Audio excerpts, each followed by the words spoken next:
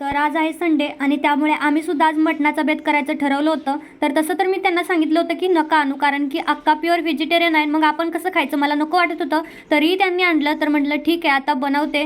आणि लगेच अक्का पण म्हटली की माझ्यासाठी तुम्ही खायचं सोडू नका, तुमचं तुम्ही खावा, मला काही नाही वाटत आणि मी बेसनाची पोळी करून खाते, असं ती बोलली. आणि माझा तर काही विषयच नाही, मला रोज जरी दिलं तरीसुद्धा मी खाऊ शकते.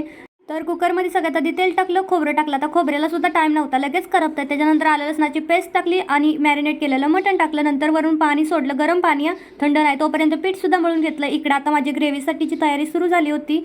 तर मी इथं कांदा, टोमॅटो, लसूण सगळं काही व्यवस्थित भाजून ग्रेव्ही तयार करून घेतली. पुन्हा ती ग्रेव्ही तेलामध्ये सोडली, मसाले टाकले, शिजवलेलं मटणसुद्धा यामध्ये टाकलं आणि हवं तेवढं मीठ टाकून मस्त शिजाय ठेवलं. तोपर्यंत अक्का बोललीत मी चपाती करते, तुम्ही तुमचं काम करा.